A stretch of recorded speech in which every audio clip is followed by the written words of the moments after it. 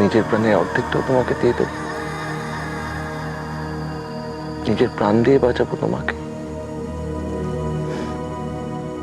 তুমি সুস্থ থাকবে, ভালো থাকবে।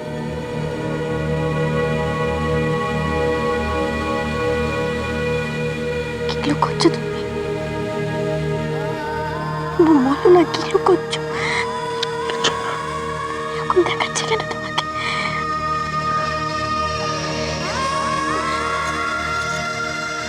আমার মাথা দিব্যি রইলো, তুমি সত্যিটা বলো। বাচ্চাটার কিছু হয়নি তো? বেঁচে আছে তো? বলো না, ঠিক আছে তো? পাগলামি করছো তুমি এগুলো? কি পাগলামি করছো? তুমি তো জানো আমি এগুলোতে বিশ্বাস করি না, এই সমস্ত কুসংস্কারে আমার কোনো ভরসা নেই। আমার উত্তর পেলাম না আমি, সৌরভ। তুমি কিন্তু বললেন না আমাকে। আমার প্রাণ যায় যাক, ওর বাচ্চাটা জানে। এই কথা তুমি মুখে আনবে না হলো।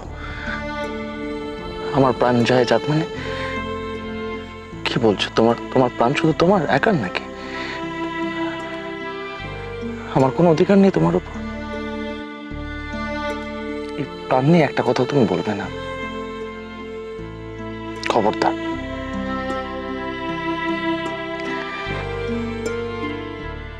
বাচ্চাটা বেঁচে আছে, কিচ্ছু হয়নি।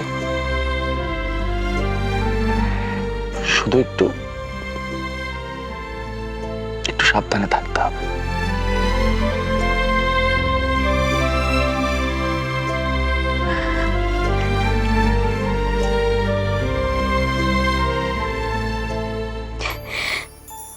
বাঁচালে আমায়।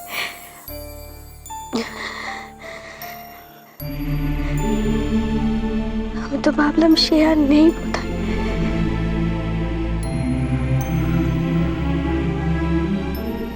ও আসার পর থেকে আমি তো এতটুকু শান্তি পাইনি। যখন জানতে পারলাম ও আমার গর্ভে এসেছে, তখন তুমি আমার পাশে ছিলে না। ভাবলাম তোমার জুনিয়র বোধহয় অভিমান করে চলে গেল।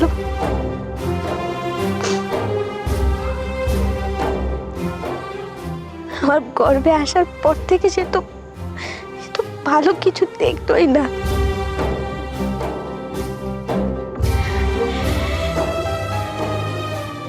আমার একটা কথা দেবে?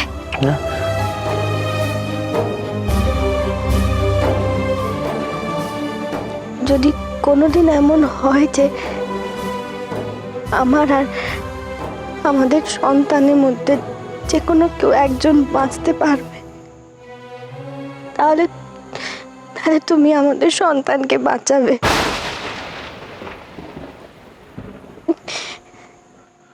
কথা দাও। আর তার জন্যই কিন্তু আমি তোমাকে ফিরে পেয়েছি।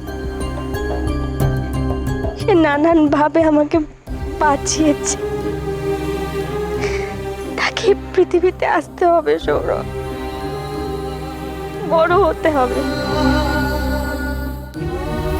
মানুষের মতন মানুষ হতে হবে। প্রেগন্যান্সিটা এখন ক্রিটিক্যাল হয়ে গিয়েছে। এরকম সিচুয়েশনও হতে পারে যে হয়তো আমরা কোনো একজনকে বাঁচাতে পারবো, নালে মাকে বা বাচ্চাকে। হাজার তারার আলোয় ভরা চোখের তারা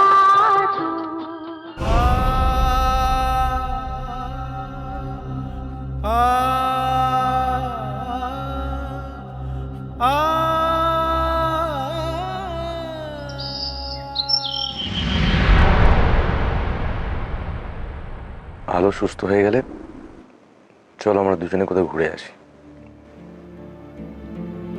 কেন? আমার যদি নজর লেগে যায় তাই আমাকে দূরে সরিয়ে রাখতে চাও? না দেবী, তুমি যাতে একটু সুস্থ বোধ করো, একটু হালকা বোধ করো, সেটারই চেষ্টা করছি। আমার জীবনে যে ফাঁকা জায়গাটা আছে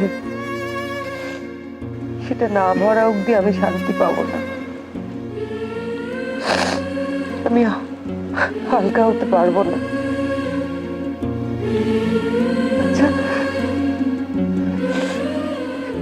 আমি তো বেশি কিছু চাইনি বলো। আমি তো শুধু এইটুকু চেয়েছিলাম, ভগবান কেন এত নিষ্ঠুর হলে বলো, বলো না কেন?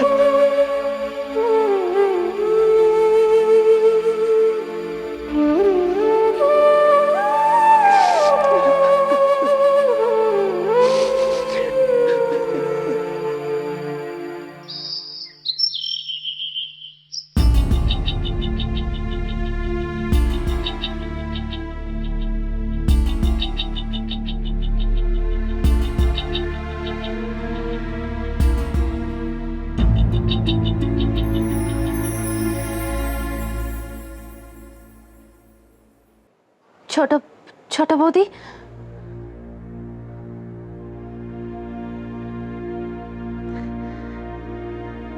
আমি না তোমার জন্য ব্রেকফাস্ট বানিয়েছি।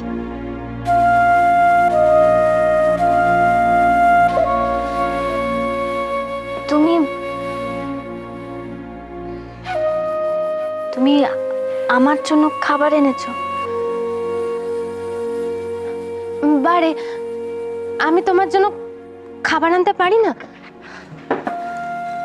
না, আনতেই পারো। আসলে ইদানিং ওই ছোট বৌদি, এই দেখো তোমার ফেভারিট হালুয়া বানিয়েছি, কাজু কিশমিশ সব দিয়েছি। তুমি একবার শুধু খেয়ে দেখো, তারপর বলো কেমন হয়েছে। তুমি কি করে জানলে আমি হালুয়া খেতে ভালোবাসি? বারে, তুমিও তো জানো যে আমি পেটির মাছ ছাড়া খেতে পারি না।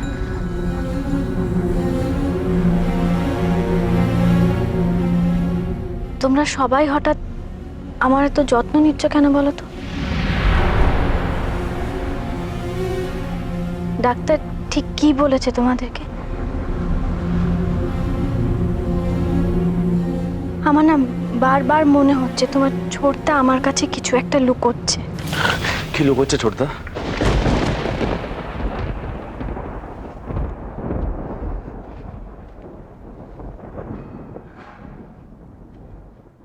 হ্যালো, এই পরিবারের সবাই কি তোমাকে সবসময় অযত্নই করে এসেছে? ছুটকি ব্রেকফাস্ট খাওয়াতে চেয়েছে তো খাওয়াক না। প্লিজ, সবকিছুর মধ্যে তো মানে খুঁজতে চেও না। তো থাক না ছোটদা, আমি তো সত্যি ছোট বৌদির সাথে খারাপ ব্যবহার করেছি, খুব খারাপ ব্যবহার করেছি আমি। সরি, প্লিজ কিছু মনে করো না। ছুটকি, এদিকে তাকাও। খারাপ ব্যবহার তুমি অনেকের সঙ্গেই করেছো। কাঁদতে হবে না তার জন্য। আমার সঙ্গে করেছো, সাত্তুকের সঙ্গে করেছো। মাফ করে দিলাম তোকে। আচ্ছা, ভালো। বাইরে না একজন ওয়েট করছে, ভিতরে আসার অনুমতি পাচ্ছে না, তো তাকে কি আসতে বলবো আমরা? আসলে ছুটকিকে সে স্পেশালি ভয় পাচ্ছে। আসতে বলি? সাত্তুকে হাজির করা হোক। দিদির ঘরে ঢুকতে ভাই আবার ভয় পাবে কেন? আরে দিদি, আপনি তো দিব্যি আছেন দেখছি। গুড, বেশি বেশি করে খাওয়া দাওয়া করে খুব তাড়াতাড়ি ভালো হয়ে উঠুন। কিচ্ছু হয়নি আপনার, দিব্যি আছেন আপনি। তুমি হঠাৎ করে এত সাহস জোগাচ্ছ কেন আমাকে? ভয়ের কিছু হয়েছে নাকি আমার?